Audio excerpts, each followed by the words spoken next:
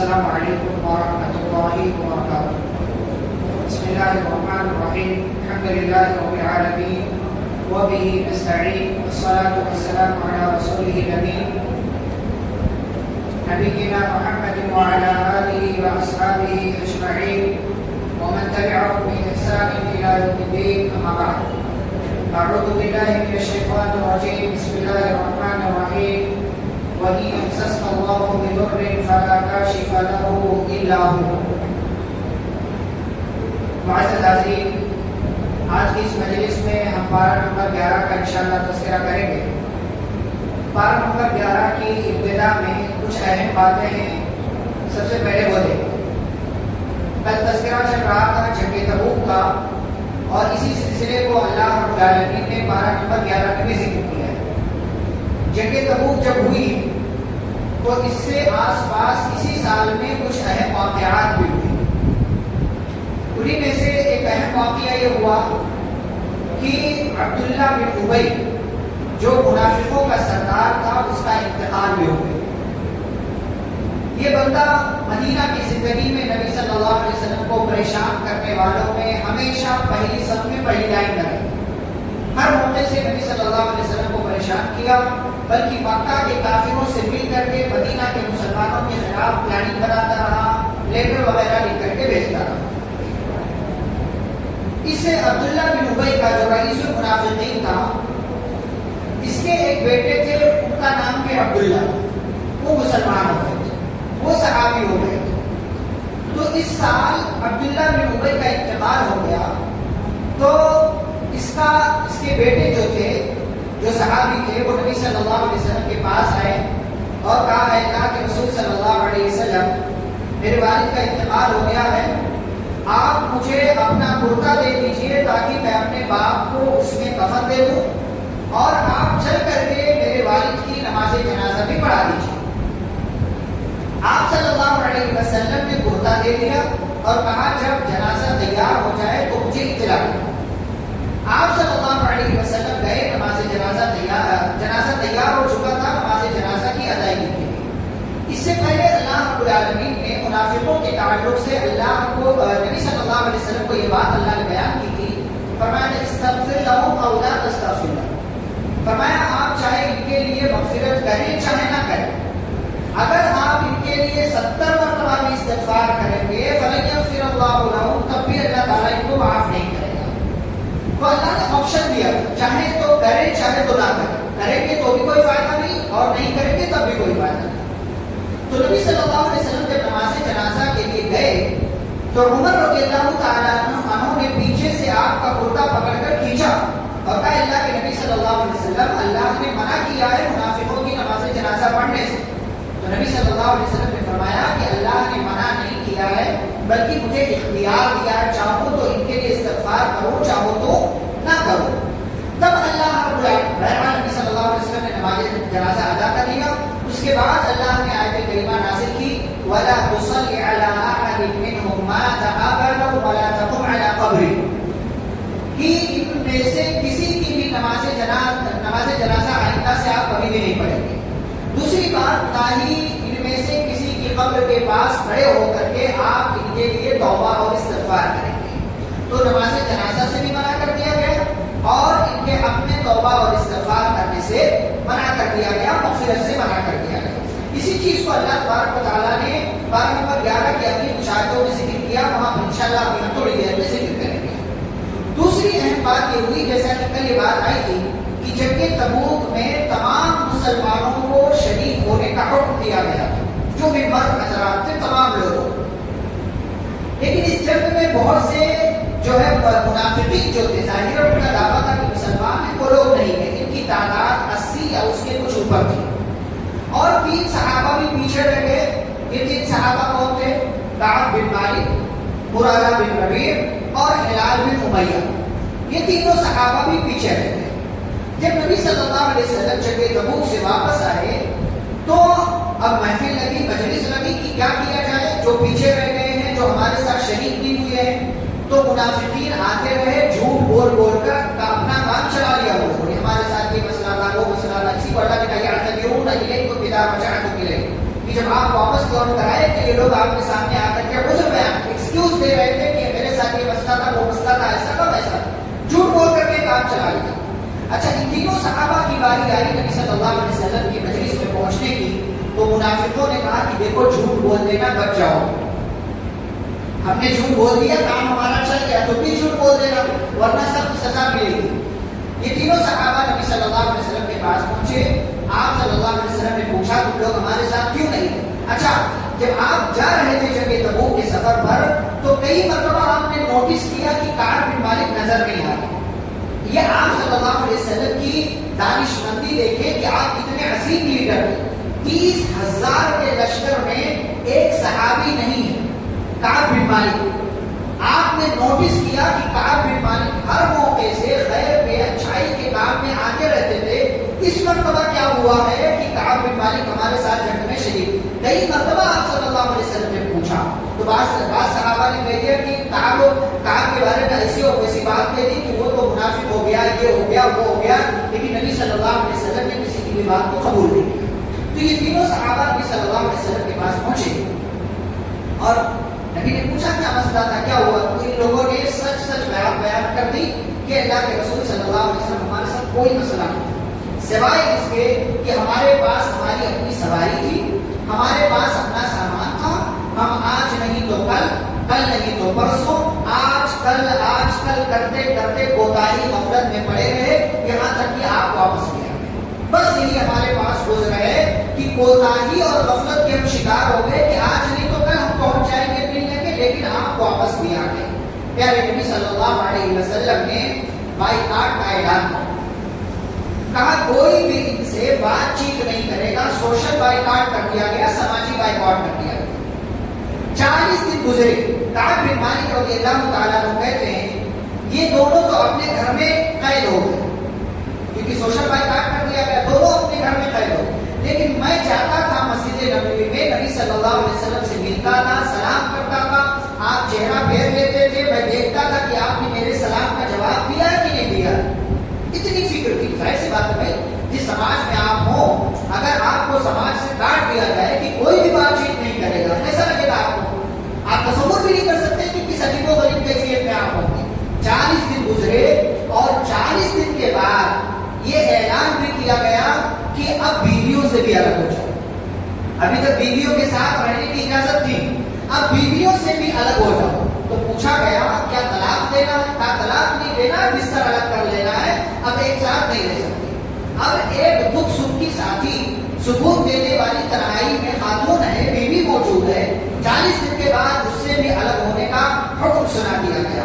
یہ معاملہ چلتا رہا، 50 دن گزرے، 50 دن گزرنے کے بعد اللہ رب العالمین نے آیت کریمہ نازل کی اور آیت کریمہ نازل ہوئی تو اللہ نے اعلان کیا وَعَلَى الثَّلَاثَةِ الَّذِينَ خُلِّفُوا کہ ان 3 لوگوں کی توبہ اللہ نے قبول کر لی جو پیچھے کر دیے گئے تھے۔ یہاں اللہ تعالیٰ کی طرف سے الفاظ دینے اللہ نے کیا استعمال کیا ہے؟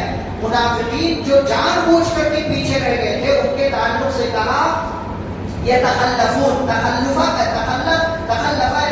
کا لفظ استعمال کیا کہ وہ جان بوجھ کر کے پیچھے رہ گئے تھے، جبکہ ان تینوں صحابہ کے تعلق سے اللہ نے لفظ استعمال کیا خلفو۔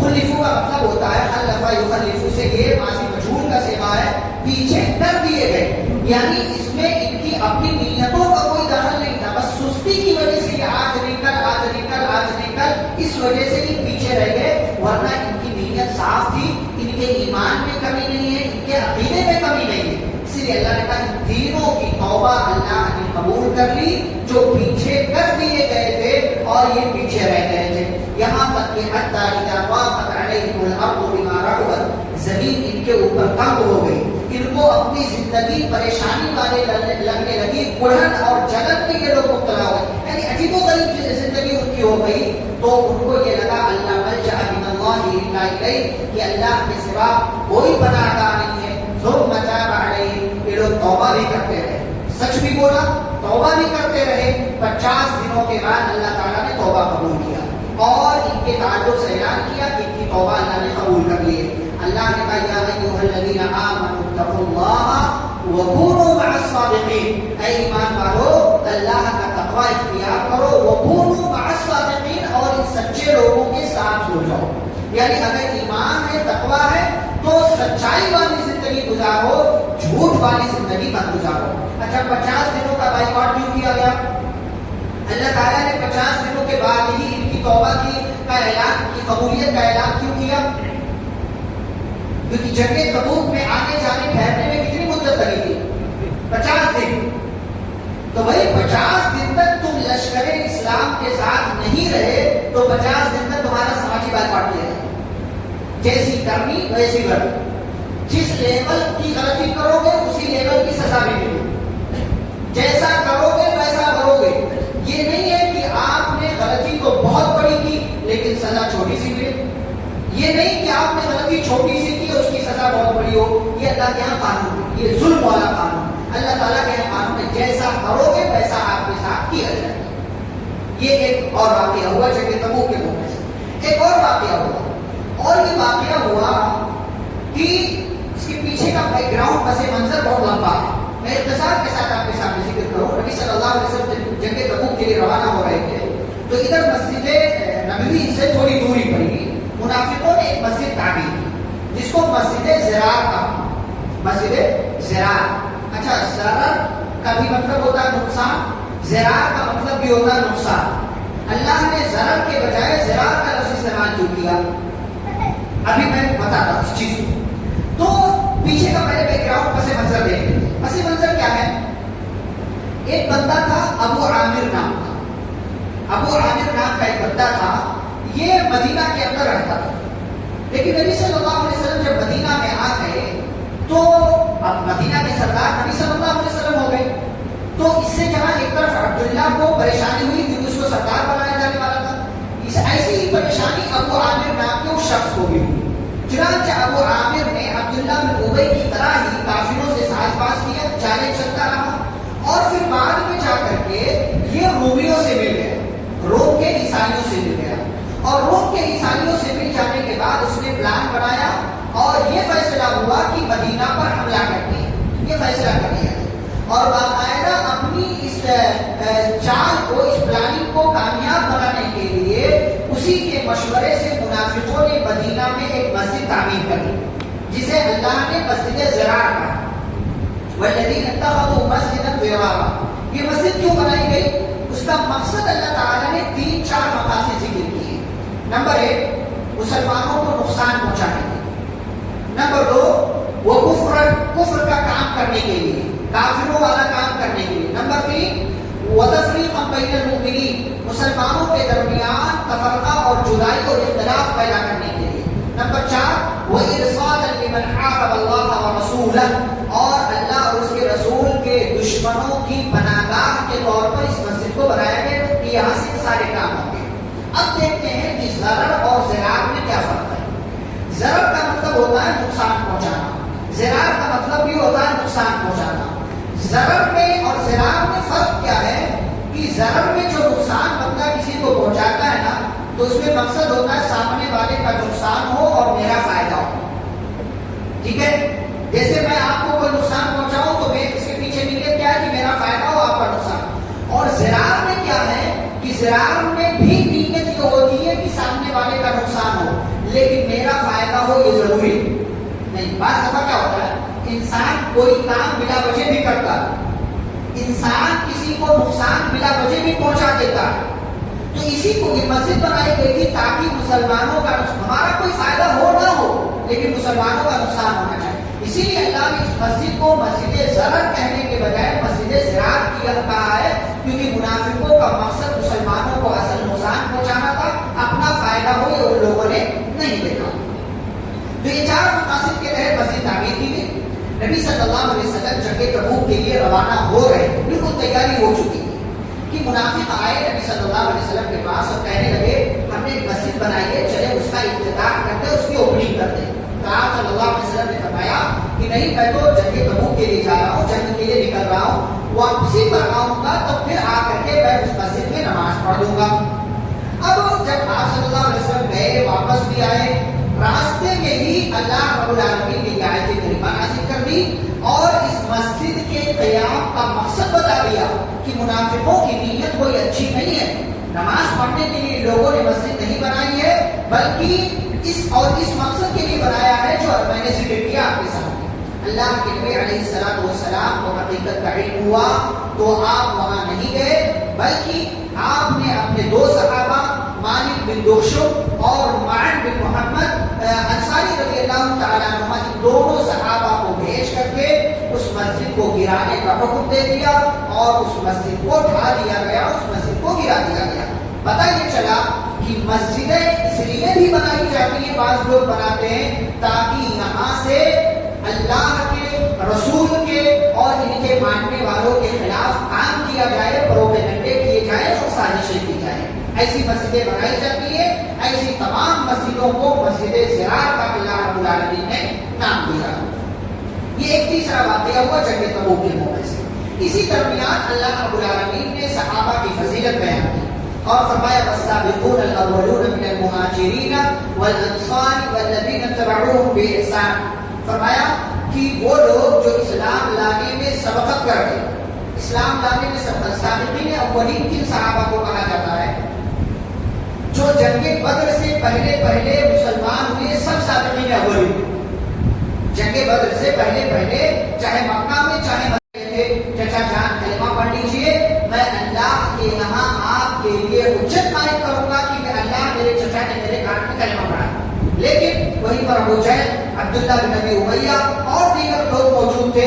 وہ کہنے لگے اترغب عن ملۃ ابیک عبد المطلب، ابو طالب پوری زندگی باپ کے دین پر رہے، کیا آخری وقت میں باپ عبد المطلب کا دین چھوڑ دو گے؟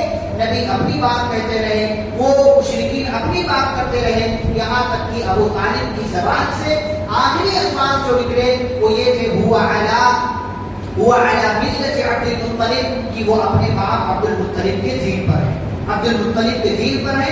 اور پھر اس کے بعد اللہ رب العالمین نے یہ آیت کریمہ اور ایک آیت کریمہ جو ہے سورۃ القصص میں اللہ نے ذکر کیا انک لا تهدی من احببت ولکن اللہ یہدی من یشاء. آپ جس سے محبت کرتے ہیں ضروری نہیں ہے کہ آپ کی کوشش سے وہ ہدایت والا ہو جائے. اور ساتھ ہی اللہ نے اصول بیان کر دیا کہ کسی بھی نبی کے لیے، ایمان والے کے لیے جائز نہیں ہے کہ وہ مشرک رشتہ دار کے لیے یا کسی بھی مشرک انسان کے لیے استغفار کرے، اس کی اجازت نہیں ہے. یہ بنا. ساتھ ہی اللہ رب العالمین نے ابراہیم علیہ السلام کی بھی مثال دی کہ ابراہیم علیہ السلام نے اپنے ابا کے لیے اللہ سے استغفار کیا، لیکن تھوڑے دنوں کے لیے کیا. لیکن جب اللہ نے منع کر دیا کہ ابراہیم تمہارے ابا مشرک تھے اور مشرک کے لیے استغفار کرنے کی اجازت نہیں ہے، تو ابراہیم علیہ السلام اپنے ابا کے لیے استغفار کرنے سے، مغفرت کی اور معافی مانگنے سے رک گئے، باز آ گئے. تو کوئی کتنا ہی عظیم کیوں نہ ہو، اگر وہ شرک کر کے گیا ہے آپ اس کے لیے استغفار نہیں کر سکتے. پھر یہ سورۃ التوبہ جہاں مکمل ہوتی ہے، آخر میں اللہ رب العالمین نے پیارے نبی صلی اللہ علیہ وسلم کی خوبی بیان کی، 3 عظیم صفت بیان کی. لقد جاءکم رسول من انفسکم عزیز علیہ ما عنتم. فرمایا کہ تمہارے پاس تمہیں میں سے ایسا رسول آیا ہے عزیز علیہ ما عنتم، جو تمہاری تکلیف کو اپنی تکلیف سمجھتا ہے، تمہارے دکھ کو اپنا دکھ سمجھتا ہے، تمہارا غم اس کا غم ہوتا ہے. یہ نبی صلی اللہ علیہ وسلم کی پریشانی. اسی لیے نبی صلی اللہ علیہ وسلم صحابہ کو پکڑ کر کھینچتے تھے، وہ جہنم کا راستہ، یہ جہنم کا، یہ شیطان کا راستہ ہے، ادھر مت جاؤ، ادھر مت جاؤ، ادھر مت جاؤ. کیوں؟ اس لیے کہ نبی کو یہ غم تھا کہ میری امت کہیں گمراہ نہ ہو جائے. اللہ نے یہ صفت بیان کی ہے کہ وہ تمہاری تکلیف پر ان کو پریشانی ہوتی ہے، تمہارے دکھ پر ان کو دکھ ہوتا ہے. دوسری بات حریص علیکم، اور وہ تمہارے لیے بڑے حریص ہیں کہ تم یہ نیک کام کر لو، اس برائی سے بچ جاؤ. اسی لیے وہ راتوں کو اٹھ کر تمہارے لیے دعائیں مانگتے ہیں، تمہاری خیریت کے لیے، تمہاری نجات کے لیے. تم پر فتنے، تمہارے اوپر آزمائشیں نہ آئے، اللہ کا بیک وقت عذاب نہ آئے، وہ تمہارے لیے، وہ نبی تمہارے لیے معافی مانگتے ہیں، استغفار کرتے ہیں اللہ رب العالمین سے. اور تمہارے لیے انہوں نے مار کھایا، تکلیف برداشت کی، تمہارے لیے انہوں نے نہ جانے کون سے الزامات برداشت کیے. کیوں؟ تاکہ تم ایمان لے آؤ، تم صحیح راستے پر آ جاؤ. پھر آگے اللہ نے کہا بالمؤمنین رؤوف رحیم. اور یہ رسول، اس کی ایک عظیم خوبی یہ ہے کہ مومنوں پر بڑے شفیق ہیں، بڑے مہربان. رؤوف اور رحیم دونوں کا مطلب ہوتا ہے مہربانی کرنا، رحمت لٹانا یا رحم و کرم کا معاملہ کرنا. لیکن دونوں میں فرق کیا پتا ہے؟ رأفت اور رحمت دونوں میں فرق یہ ہے. اس کو مثال سے آپ سمجھیں. جیسے آپ میرے پیر میں کانٹا چبھ جائے، آپ میرے پیر سے وہ کانٹا نکال دیں، یہ ہے رأفت. ٹھیک ہے؟ اور آپ کو کانٹا نکالنے کے بعد اس زخم پر مرہم لگا دیں، یہ ہے رحمت. دونوں میں فرق ہے. تقریباً دونوں چیزیں ایک ہی ہے، لیکن ایک بنیادی فرق یہ ہے. رؤوف اس لیے اللہ نے دو صفت استعمال کیا، رؤوف رحیم ہے. پیارے نبی صلی اللہ علیہ وسلم نے صرف تمہیں جہنم سے بچنے کے راستے نہیں بتائے. اگر جہنم سے بچنے کا راستہ صرف بتاتے تو یہ رؤوف ہونا تھا، لیکن ساتھ ساتھ رحمت بھی لٹایا ہے، جنت میں جانے کا راستہ بھی بتایا. اسی لیے اللہ نے وما ارسلناک الا رحمۃ للعالمین، پوری کائنات کے لیے نبی صلی اللہ علیہ وسلم کو رحمت والا بنا کر کے بھیجا گیا. نبی صلی اللہ علیہ وسلم نے جہنم سے بچایا، یہ آپ کے رؤوف کی صفت کی دلیل ہے. اور جنت میں جانے کا راستہ بتایا، یہ آپ کے رحیم ہونے کی دلیل ہے کہ آپ اپنی امت کے لیے بڑے مہربان تھے، بڑے رحیم تھے. یہاں پر سورۃ التوبہ ختم ہوتی ہے، پھر سورہ یونس کا آغاز ہوتا ہے. اس سورہ کا نام سورہ یونس اس لیے کیونکہ اس میں یونس علیہ السلام کا اور ان کی قوم کا چھوٹا سا تذکرہ، اسی کے نام پر اس سورہ کو سورہ یونس کہا جاتا ہے.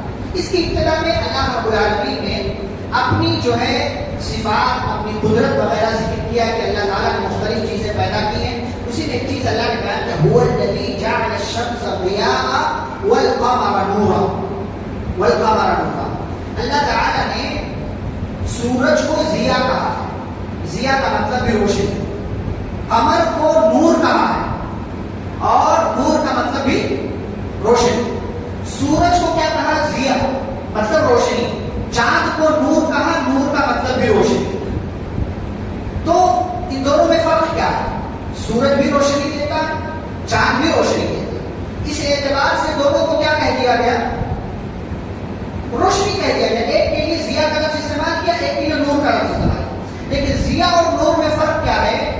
ضیاء ایسی روشنی کو کہتے ہیں جس میں حرارت بھی ہو، جس میں گرمی بھی ہو. اسی لیے سورج کی روشنی میں گرمی ہوتی ہے تو کہا کہ سورج ضیاء ہے، اور چاند کی روشنی کو نور کہا اس لیے کہ نور میں حرارت نہیں ہوتی. اور اسی لیے اللہ رب العالمین نے کہیں قرآن کو نور کہا ہے، کہیں اللہ نے اس دین کو نور کہا ہے، کہیں اللہ نے دین کی باتوں کو نور کہا ہے. کیوں؟ اس لیے کہ قرآن میں اس دین کی باتوں میں تمہیں تکلیف دینے والی کوئی چیز نہیں. تو یہ ہے ضیاء میں اور یہ نور میں فرق. اللہ نے سورج کو ضیاء کہا کیونکہ اس میں حرارت، روشنی کے ساتھ ساتھ حرارت ہوتی ہے. قمر کو نور کہا کیونکہ نور میں حرارت نہیں ہوتی اور چاند کی روشنی میں حرارت نہیں ہوتی، جیسا کہ ہم جانتے ہیں. پھر آگے اللہ رب العالمین نے جنتیوں کا تذکرہ کیا ہے. جنتیوں کا تذکرہ کیا کیا اللہ رب العالمین نے؟ فرمایا دعواہم فیہا سبحانک اللہم وتحیتہم فیہا سلام. کہ جنت کے اندر جنتی دعا کیسے مانگیں گے؟ سبحان اللہ کہتے ہیں، اللہ کی ذات کا، اللہ کی تصویر بیان کر کے اللہ تعالیٰ سے دعا مانگیں. یعنی صرف سبحان اللہ کہیں گے، ان کی نیت میں ہوگی کیا مانگ رہے ہو، لیکن صرف سبحان اللہ کہیں گے. اور جب ایک دوسرے سے ملیں گے تو تحفہ دیں گے. کیا تحفہ دیں گے؟ سلام کریں گے، السلام علیکم ورحمۃ اللہ وبرکاتہ. یہ سلام کا تحفہ ایک دوسرے کو دیں گے. اور جب جدا ہوں گے ایک دوسرے سے تو کیا کہیں گے؟ الحمدللہ رب العالمین، تمام تعریف اللہ کے لیے جو پوری کائنات کا رب ہے. یہ سبحان اللہ، یہ سلام اور یہ الحمدللہ، جنتیوں کے یہی تین کلمے جو یہاں اس آیت میں اللہ رب العالمین نے بیان کیا ہے. اللہ کے لیے سبحان اللہ، آپس میں ملیں گے تو السلام علیکم، جدا ہوں گے تو الحمدللہ کہ اس اللہ نے ہمیں یہاں اکٹھا کیا اور ملنے ملانے کا موقع دیا. یہاں جیسے ملتے ہیں جنت کے اس سے شاندار طریقے سے ایک دوسرے سے انشاءاللہ ملاقاتیں ہوگی. آگے اللہ نے قرآن کے تعلق سے دو عظیم دلائل ذکر کی ہیں. دو عظیم دلائل ذکر کی ہیں. ایک دلیل یہ ہے، اللہ نے کہا جب پیارے نبی صلی اللہ علیہ وسلم قرآن کی آیتیں پڑھ کر کے مکہ والوں کو سناتے تھے، کہتے تھے قال الذين لا يرجون لقاءنا نأتي بقرآن غير هذا أو بدل. کہتے تھے یا تو یہ قرآن بدل دو یا تو اس کے علاوہ کوئی اور لے کر لا بالقرآن غیر ھذا، کہتے تھے ہمیں یہ نہیں چاہیے، کچھ اور سناؤ یا اس کے بدلے کچھ اور لے کر کے آؤ. تو نبی صلی اللہ علیہ وسلم کیا کہتے تھے؟ ما یکون لی ان ابدلہ من تلقاء نفسی، میں یہ میرا کلام تھوڑی ہے کہ میں کہیں سے اور لا کر کے پیش کر دوں. مجھے اس بات کی اجازت ہی نہیں ہے کہ میں اس کو چینج کروں یا دوسرا لا کر کے دوں. میں یہ کر ہی نہیں سکتا ہوں، میرے لیے ناممکن ہے. یہ نبی صلی اللہ علیہ وسلم کہہ رہے ہیں. پتہ ہے کہ اس ٹکڑے سے علماء نے استدلال کیا ہے کہ یہ اللہ کی طرف سے نازل ہونے کی ایک دلیل ہے کہ قرآن مجید اللہ کی طرف سے نازل ہوا. پھر آگے کہتے ہیں ایک بہت بڑی چیز اللہ نے بیان کی، قل لو شاء اللہ ما تلوته علیکم ولا اتراکم به. میرے نبی صلی اللہ علیہ وسلم مکہ والوں سے کہتے تھے کہ دیکھو بھائی میں نبی ہوں، تم مانو نہ مانو، لیکن اگر یہ قرآن میرے پاس ہی کیوں آیا؟ اگر اللہ چاہتا تو میں اس کو پڑھ نہیں پاتا یا مجھے اس کے بارے میں معلوم ہی نہیں ہوتا. تم نے سنا تھا کبھی اس بارے میں اس جیسا کلام؟ کبھی نہیں سنا. اور تم یہ بھی جانتے ہو کہ تمہارے سامنے میری زندگی کے 40 سال ہیں. نبی بنائے جانے سے پہلے کتنے سال؟ 40 سال. کہا میری زندگی کا ایک بڑا حصہ، ایک عمر کا ایک بڑا حصہ تم نے دیکھا ہے. میں صادق ہوں، امین ہوں، تم کہتے ہو میں نے کبھی کوئی غلطی نہیں کی، کوئی گناہ نہیں کیا، کسی کا برا نہیں چاہا، کسی کو گالی نہیں دی، کسی کے ساتھ کوئی غلط حرکت نہیں کی. تم سب جانتے ہو. فقط لبثت فیکم عمرا من قبلی، میں تمہارے درمیان اس سے پہلے اپنی زندگی کا ایک بڑا حصہ گزار چکا ہوں. آج تم میری بات کو جھوٹ سمجھ رہے ہو؟ اس سے پہلے کبھی تم نے مجھے جھوٹا نہیں کہا. آج جب میں کہہ رہا ہوں یہ اللہ کا کلام ہے، یہ اللہ کی بات ہے، یہ اللہ کا فرمان ہے، تو تم مجھے جھوٹا کیسے سمجھ رہے؟ افلا تعقلون، کیا تمہارے پاس عقل نہیں ہے کہ 40 سال تک اس بندے کی زندگی تم نے دیکھا ہے، جس کو سچا اور امین امانت دار کہا ہے، اس بندے کو آج تم جھوٹا کہہ رہے ہو، اس کو کہہ رہے ہو قرآن بدل کر کے لاؤ. ایک تو میں اس کی طاقت نہیں رکھتا، دوسرے یہ کہ میں اللہ پر جھوٹ نہیں کر پا سکتا. اسی لیے اس کے بعد والی آیت میں کہا فمن اظلم ممن افترى على الله كاذبا او كذب بآياته. اس شخص سے بڑا ظالم کون ہو سکتا ہے جو اللہ کے تعلق سے جھوٹی بات کہے یا تو اس کی آیتوں کو جھٹلائے. انسان تو ہی کام کرتا ہے، یا تو اللہ کے تعلق سے کہہ دیتا کہ اللہ نے ایسا کہا، ایسا نہیں کہا، یعنی اللہ کو جھوٹی بات کر دیتا ہے، یا تو دوسرا کام یہ کرتا ہے کہ اللہ کی آیتوں کا انکار ہی کر دیتا، نہیں مانتا، چلو نہیں مانتا. تو پیارے نبی صلی اللہ علیہ وسلم نے دونوں چیزیں کہا نا، میں اللہ پر جھوٹ بات کہہ سکتا ہوں، تم جانتے ہو، اور نہ ہی میں اللہ کی آیتوں کو جھٹلا سکتا ہوں. یعنی نہ کوئی اور قرآن، کوئی اور کتاب لا سکتا ہوں، اور نہ ہی اس کتاب کی باتوں کو جھٹلا سکتا ہوں، کیونکہ جس نے ایسا کیا اللہ کی نظر میں وہ سب سے بڑا ظالم ہے.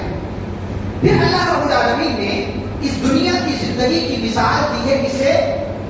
آسمان سے نازل ہونے والے پانی سے. آسمان سے پانی نازل ہوتا ہے، اس کی مثال آپ سمجھے ایک شوہر جو پانی آسمان سے نازل، دنیا کی زندگی کی مثال اور آسمان سے نازل ہونے والے پانی کی. آسمان سے نازل ہونے والا پانی یہ شوہر، ٹھیک.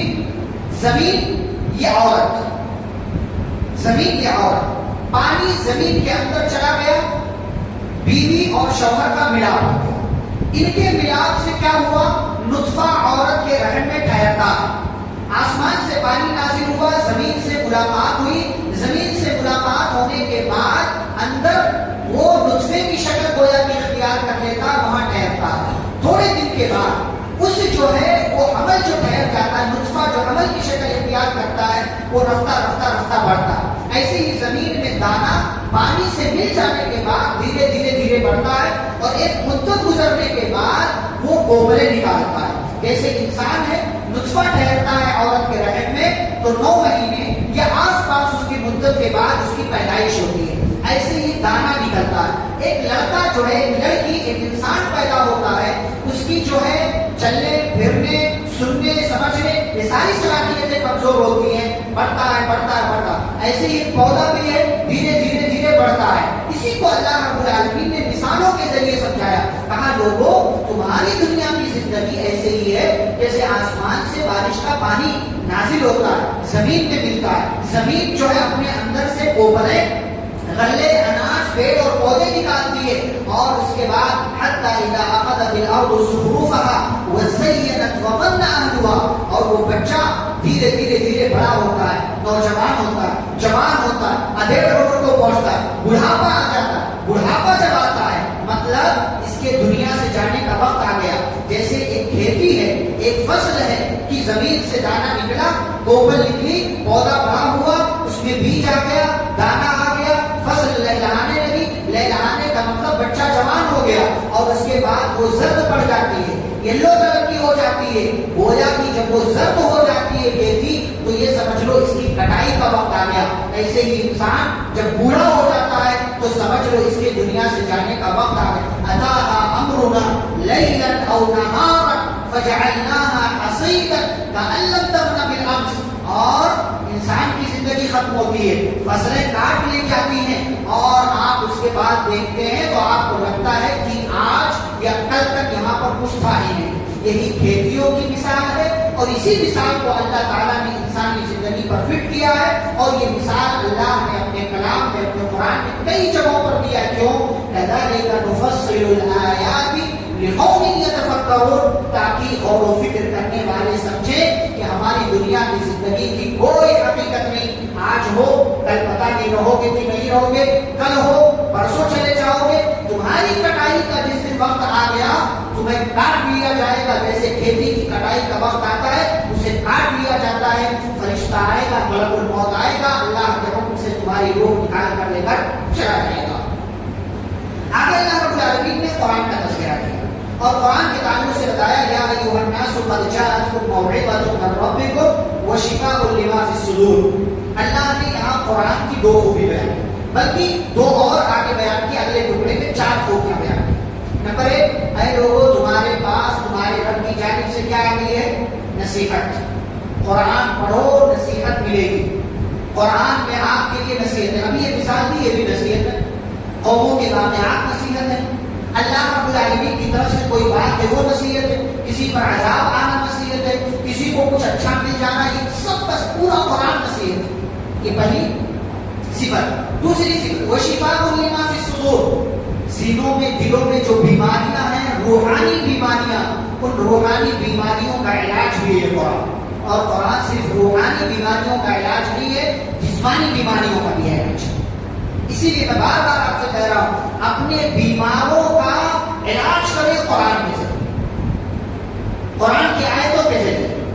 یہ راکیوں سے، رقیہ کرنے والوں سے اپنا دامن بچا کر کے رکھیں، یہ جھاڑ پھونک کرنے والوں سے اپنا دامن بچا کر کے رکھیں۔ آپ قرآن پڑھیں، آپ کی باتوں میں بھی اثر ہوگا۔ اچھا، ہمارے یہاں جو راکی ہوتے ہیں، تھوڑا روک کر نماز سے، کیونکہ اس کے بعد بھی کچھ آیتیں آ گئی ہیں، وہاں جادو کا تذکرہ، تو جو ہمارے یہاں راکی حضرات ہوتے ہیں، آپ کیا تو مطلب تھوک کے بھاؤ میں ملتے ہیں۔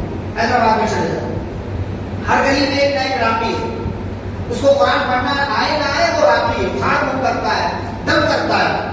اچھا، اس میں یہاں راکیوں کیا ہے، تصور کیا ہے؟ وہ یہ سمجھتے ہیں نا کہ قرآن پڑھو گے تو جنات بھاگتا ہے یا جنات ظاہر ہوتا ہے ایسا؟ ہے؟ قرآن پڑھنے سے جنات آتا ہے؟ تو قرآن پڑھنے سے جنات آتا تو حافظ صاحب تراویح میں پڑھ رہے سارے جنات ہونے چاہیے تھے یہاں پر، جنات ہونے چاہیے۔ جیسا راکی تصور کراتے اس کے اوپر جن ہے، کیسے نکلے گا؟ اس پر میں قرآن کی آیت پڑھوں گا تو جن نکلے گا۔ کس نے کہا قرآن پڑھنے سے جن باہر آتا ہے؟ قرآن پڑھنے سے جن باہر آتا تو یہ پوری تراویح میں جنات ہی جنات یہاں رہتے، آپ کا یہاں رہنا مشکل ہو جائے۔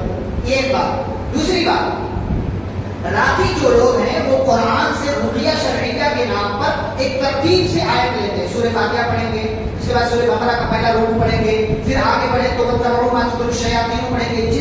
جن آیتوں کا تعلق جادو سے، بری نظر سے، انہیں کو پڑھتے ہیں، اس کو رقیہ شرعیہ کا نام دیتے ہیں۔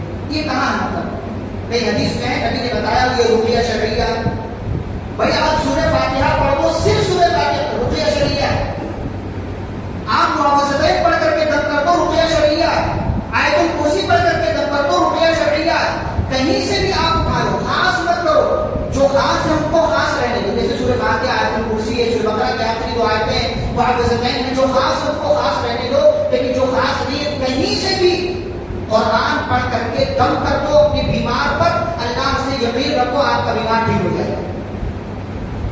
یہ راکیوں کے چکر میں پڑھ کر کے اپنا دین عقیدہ مت بگاڑو۔ کہیں پر بھی یہ رقیہ شرعیہ کی جو ترتیب ترتیب ہے جو راتی حضرات پوری ترتیب سے آتے ہیں, 1 گھنٹہ 1.5 گھنٹہ بیٹھ کر کے پڑھتے ہیں نا, اور آپ سے 3000 2000 ایک دن میں لے کر کے جاتے ہیں, یہ سارے ڈھوسے بازیاں ہیں. یہ کہیں اس ترتیب سے یہ ساری باتیں نہیں ہے کہ یہ رقیہ شریعہ اس کے علاوہ آپ نہیں کر سکتے.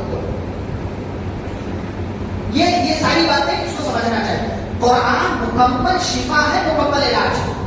کہیں سے بھی آپ پڑھ دو شاید آپ کا بیمار ٹھیک ہو جائے, لیکن آپ کسی سورہ کو اپنی طرف سے خاص نہیں کر سکتے.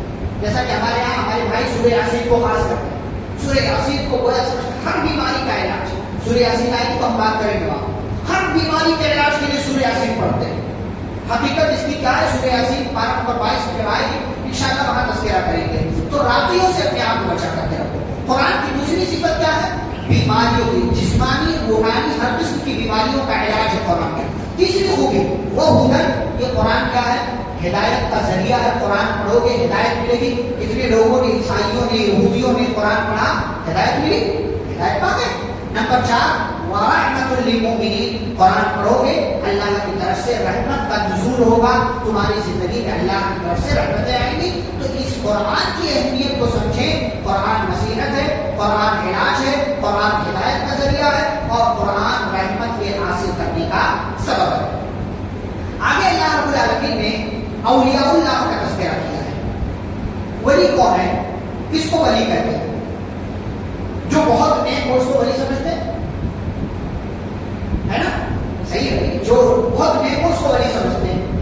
اچھا, ہمارے بھائیوں کے یہاں, جو ہمارے کچھ بھائی ہیں, ان کے یہاں تصور یہ ہے کہ ولی وہی ہوگا جس کے یہاں کرامت ہو.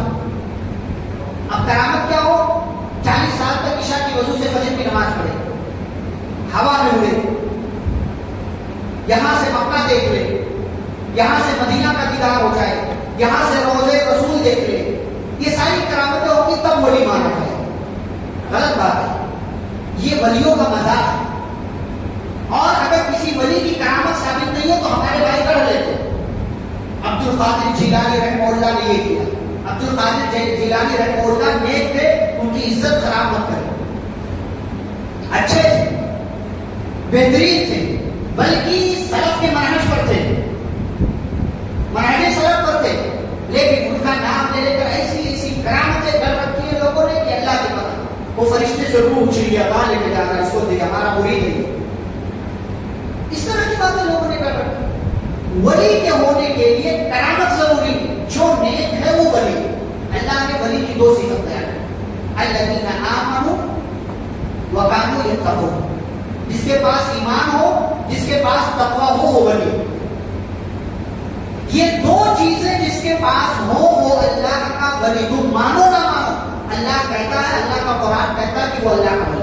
الا ان اولیاء اللہ لا خوف علیہم ولا هم يحزنون, اللہ کے ولیوں کو کوئی خوف نہیں, کوئی غم نہیں, نہ ماضی کی کوئی ٹینشن, نہ فیوچر کا کوئی ڈر. الذین آمنوا وکانوا یتقون, یہ ولی ہیں کون, جو ایمان والے ہیں, جو تقوی والے ہیں, یہی اللہ کے. لهم البشرى فی الحیات الدنیا وفی الآخرہ, ایسے لوگوں کے لیے دنیا کی زندگی میں بھی خوشخبری ہے اور آخرت کی زندگی میں بھی خوشخبری ہے. تو یہ اللہ کی ولی. آگے اللہ نے موسیٰ علیہ السلام کا تذکرہ کیا. موسیٰ علیہ السلام کی بات ہم بیان کر چکے ہیں. یہاں ایک چیز اللہ نے خاص بیان کی ہے, اور وہ فرعون کی ہلاکت کا تذکرہ کیا ہے. جب پانی سب سے اونچا ہو گیا, موسیٰ علیہ السلام پر تھوڑے لوگ ایمان لائے, تو موسیٰ علیہ السلام نے ان کو تسلی دی اور کہا, اے میری قوم کے لوگوں, فرعون تمہیں ستا رہا ہے, مار رہا ہے, پریشان کر رہا ہے, تو اگر تمہارا ایمان اللہ پر ہے تو اپنے اللہ پر بھروسہ کرو. تو ان لوگوں نے کہا اللہ ہی توکل, ٹھیک ہے آپ کہتے ہیں تو ہم اللہ پر بھروسہ کر رہے ہیں, ہمارا بھروسہ اللہ پر. پھر اللہ تعالیٰ سے ان لوگوں نے دعا کیا, ربنا لا تجعلنا فتنة للقوم الظالمین, اے اللہ ہمیں ظالم قوم کے لیے آزمائش بنا, ونجنا برحمتک من القوم الکافرین, اور اپنی رحمت کے ذریعے ہمیں کافر قوم سے نجات دے. یہ بات ہو گئی, یہ قوم کی بات. موسیٰ علیہ السلام کی کیا بات ہوئی؟ موسیٰ اور ہارون علیہ السلام کو اللہ تعالیٰ نے حکم دیا, اپنی قوم والوں کے ساتھ رہو, عبادت کرو, اللہ تعالیٰ کے لیے نماز قائم کرو, اور یہ جو مومنین ہیں, جو ایمان لائے, ان کو خوشخبری سنا دو. خوشخبری دے دی گئی. اس کے بعد موسیٰ اور ہارون علیہ السلام نے, دونوں بھائیوں نے مل کر کے اللہ رب العالمین سے دعا کیا, بلکہ فرعون اور اس کی قوم کے لیے بد دعا کیا. کیا بد دعا کیا؟ اللہ تعالیٰ نے ذکر کیا ہے, وقال موسیٰ ربنا انك آتيت فرعون وملأه زینة واموالا فی الحیاۃ الدنیا. کیا دعا کیا موسیٰ علیہ السلام نے؟ کہنے لگے اے ہمارے رب تو نے فرعون کو اور اس کی قوم کو دنیا کے اندر بہت سا مال دے رکھا ہے. بات کرتے پڑے تو موسیٰ علیہ السلام نے ان کے بھائی نے اللہ تعالیٰ سے دعا کیا کہ اے اللہ موسیٰ فرعون کو اور اس کی قوم کو تو نے بہت سا مال دیا, دنیاوی زندگی کا بہت سا مال دیا, بادشاہ دے دی, لیکن اے اللہ ربنا لیضلوا عن سبیلک, اس مال کا تیرے راستے میں صحیح استعمال کرنے کے بجائے ان لوگوں نے اس مال کا غلط استعمال کیا اور تیرے بندوں کو تیرے راستے سے بھٹکا دیا, گمراہ کر دیا.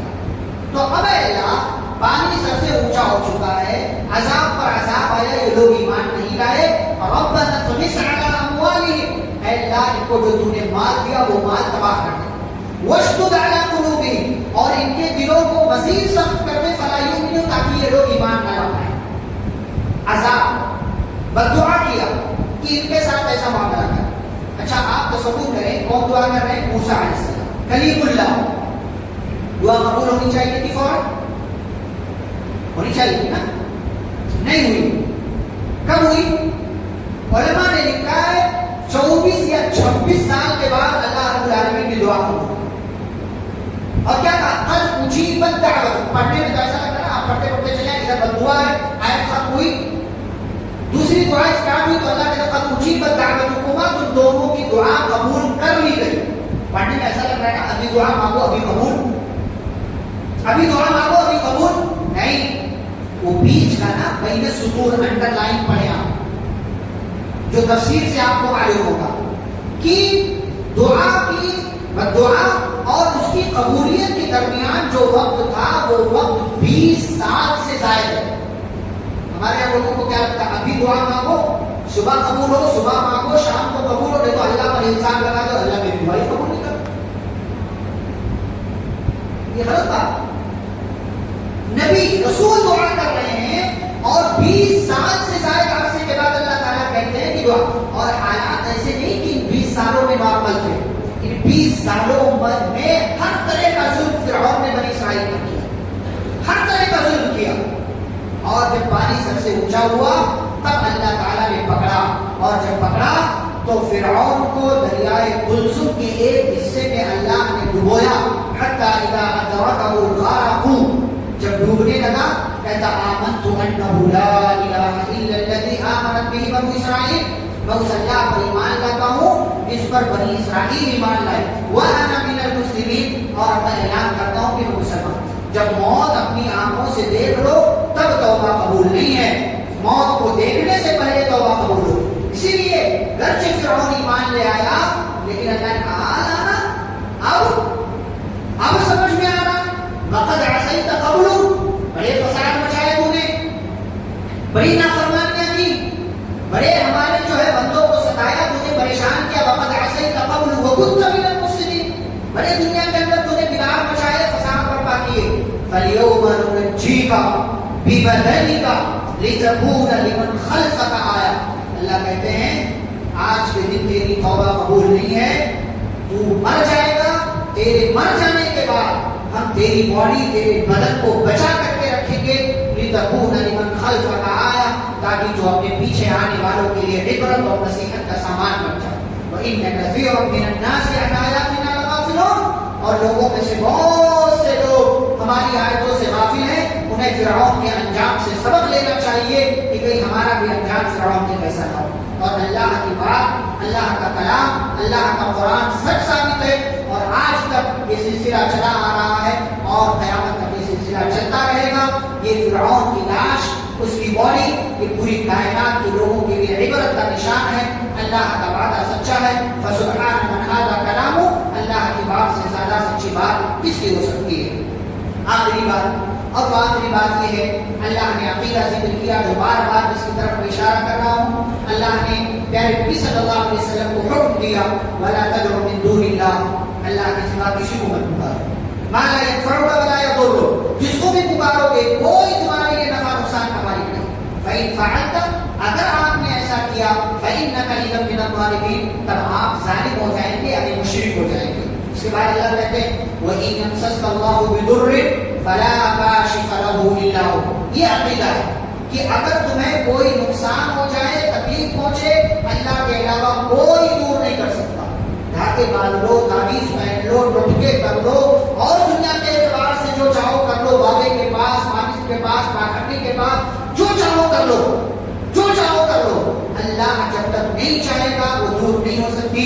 وَإِن يُرِدْكَ بِخَيْرٍ فَلَا رَادَّ لِفَضْلِهِ. اور اگر اللہ آپ کے ساتھ بھلائی کرنا چاہے تو کوئی بھی اس کی بھلائی کو آپ سے ہٹا نہیں سکتا، آپ سے دور نہیں کر سکتا.